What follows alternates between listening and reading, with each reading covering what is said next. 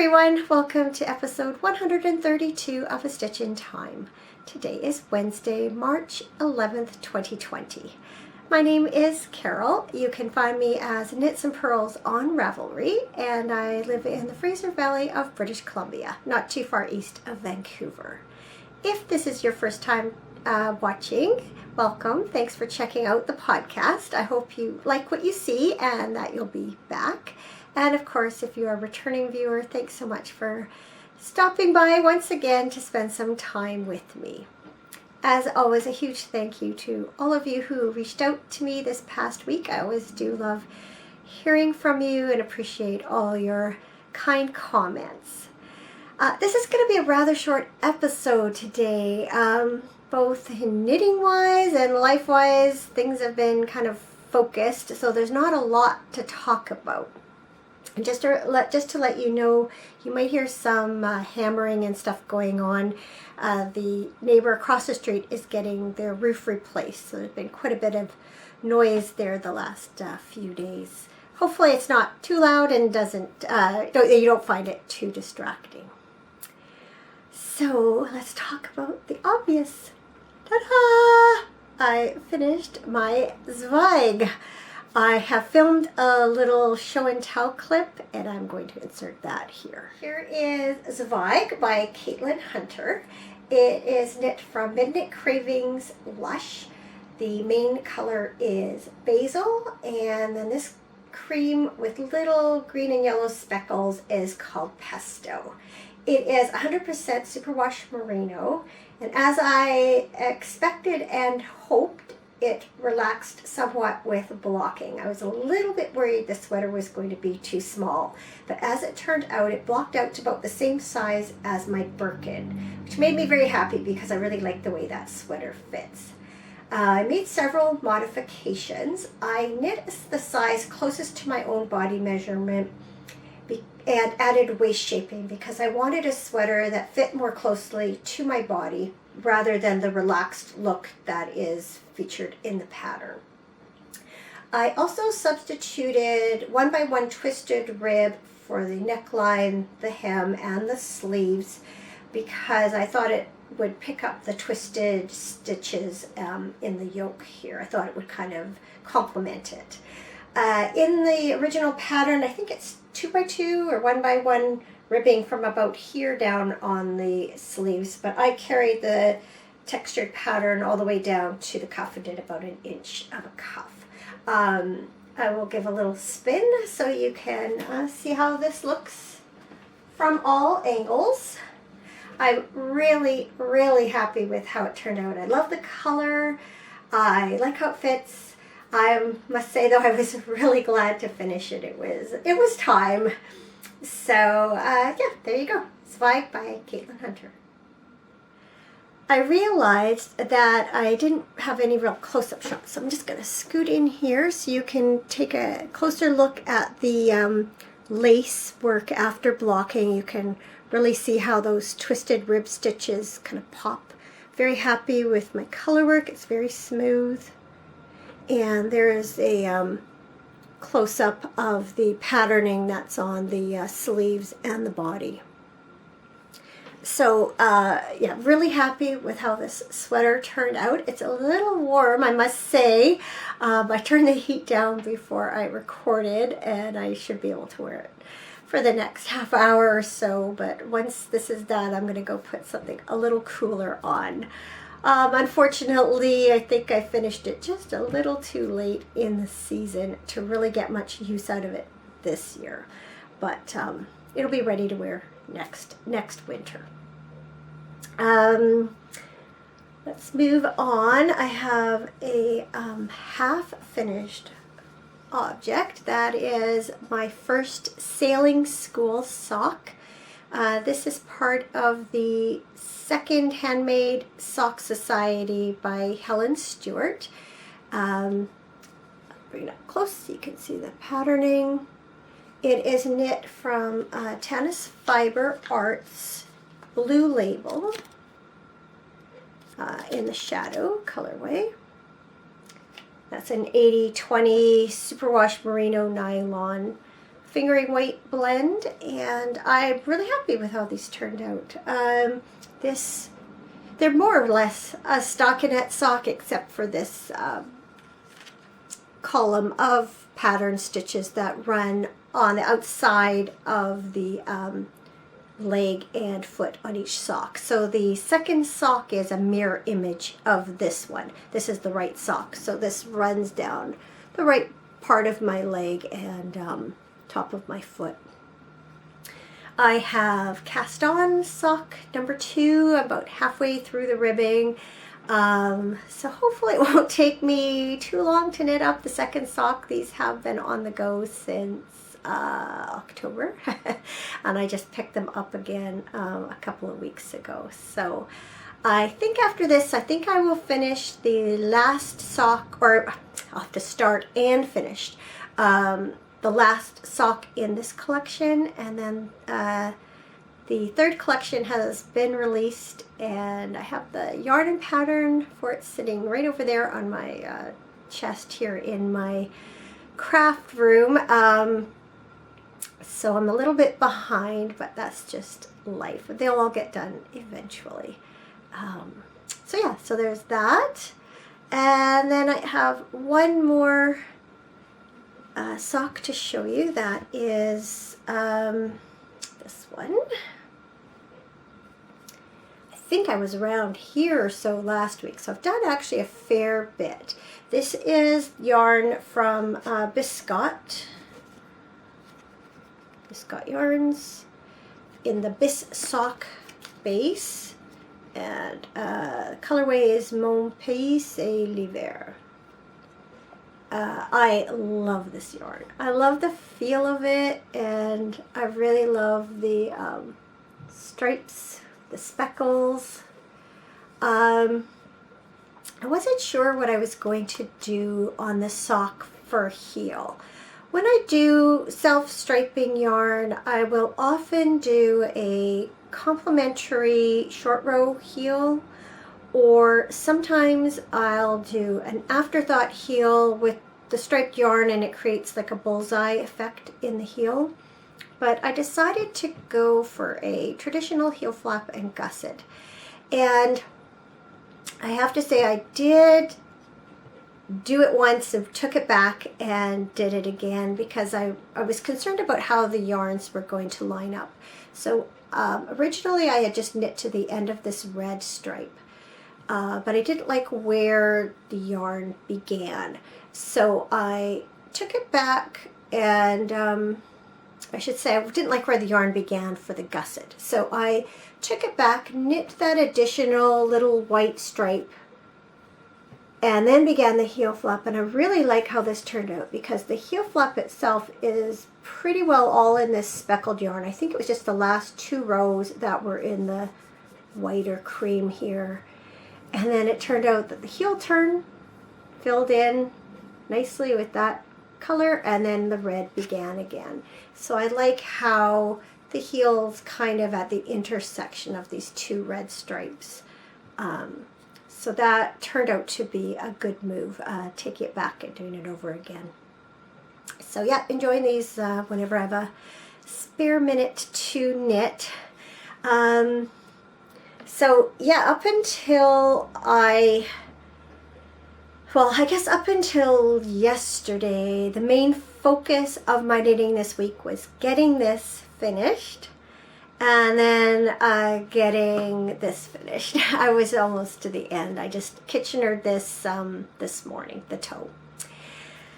But what I've also just been doing in the last, since yesterday, I guess. Yesterday afternoon, I pulled out my stitch dictionaries again and some scrap yarn and started doing some swatching. Last week I showed you the Party of 5 from Sweet Georgia Yarns called Tofino Road Trip. And I'm really excited about designing something from it. And so I've been just playing with different stitch patterns and different color combinations and things. I say to my husband Cameron that when it comes to knitting a swatch, say for a sweater, Like I really don't enjoy it. I just want to dive in and get going on the project. But when I'm swatching for designs or for designing, I really enjoy that. I love playing with the different stitch patterns, sometimes altering them in a little, you know, tweaking them one way or the other, playing with color, all that. I really enjoy that whole process.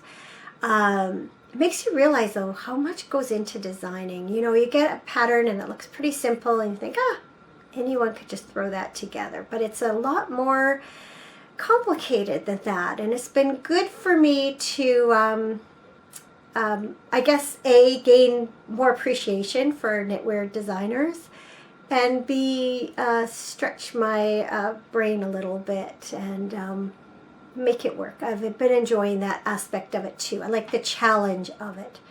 So not sure when I'll actually come up with something final, but I intend to continue working on that, and hopefully everything will all fall into place soon. Pardon me, I'm just going to take a sip of tea here. My throat's a little bit froggy. I do not think I have the coronavirus. Boy, isn't that a story. I didn't mean to be flippant. It's what everybody's talking about, of course. And, you know, it definitely came up this past weekend because we were at a bonspiel and lots of people, pardon me. Yeah, it's a little bit, I don't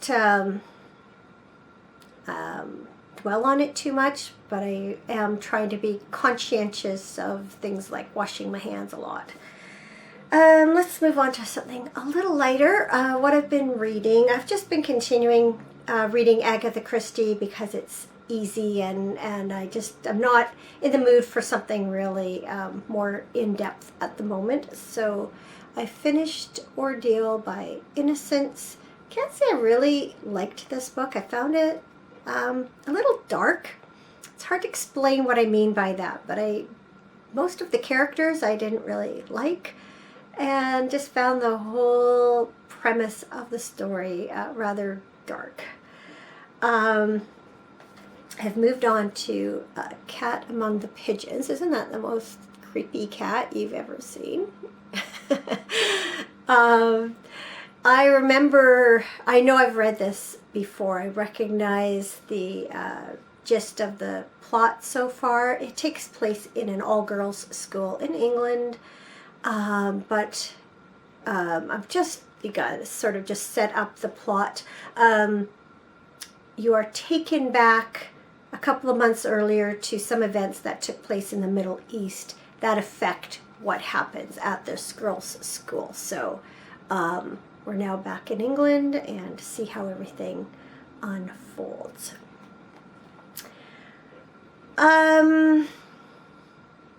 Yeah, so as I said, this week I was really focused on finishing this, and then as far as the rest of my life goes, it's been a big focus on curling this week.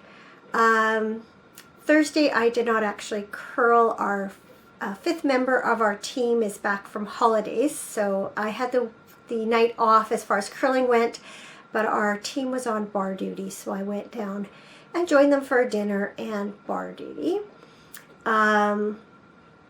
And then Cameron and I were in a bonspiel this weekend and had a really good weekend. It was mixed doubles, so that's 2 men and 2 women on a team, and you have to alternate where your positions are. So if you have a woman that plays lead, you have to have a man to play second, a woman to play third, and then the skip would be a man, or vice versa. So my normal position is lead. That means you throw your rocks first. So that was what I did all weekend. And I was a little bit nervous. This is only my second bonspiel, and we've never curled together with this couple before. Cameron curls with the man on Thursday nights on his regular team, and I had met his wife before but had never curled with her. But the 4 of us curled together really well and did better than any of us really expected. We won our first 3 games, and unfortunately lost our fourth and final game by 1 point in the last end. It was kind of sad because we should have won. We'd been ahead, I think it was 5-2, and were unable to hold on to our lead, I should say. So that felt a little bit, it's sad to have to let the streak end. But we played some tough teams, felt really good about our wins. And I personally was really happy with my curling this weekend. I was very consistent. So despite being kind of nervous about it, it turned out really well. We had enjoyed not only curling with this couple, but spending time with them also. So then the Saturday night, we had one game Friday night, game Saturday morning and Saturday night, and then a game Saturday morning. And because of winning we really lucked out as far as our times went, especially with the time change Sunday morning. Some people had to be there for 8 o'clock for an 8 o'clock game, which really was like a 7 o'clock game. We didn't curl till 10:15, so felt very fortunate in that way too. And then because we lost our game, we were done by lunchtime. So as much as we would have liked to have gone on and played at least one more game, at the same time it was kind of nice to have the rest of the day off. Cameron had part of a report he still had to finish for work, and it just gave us time to kind of chill after that. But yeah, overall, an excellent weekend. We enjoyed, they had dinner, and then they had a guy in, local man, playing music for like Saturday night, and he's very well known around town, does a great job with cover songs and stuff. So we had lots of fun dancing, and we were sitting with the team that we had played Saturday evening, and the skip from that team actually grew up here and used to play in a band with the guy who was the entertainment. So he had a picture of them back in the mid-'80s when they were teenagers. It was kind of fun. So those two had, a sort of a bit of a reunion and stuff. But yeah, lots of fun. Great weekend.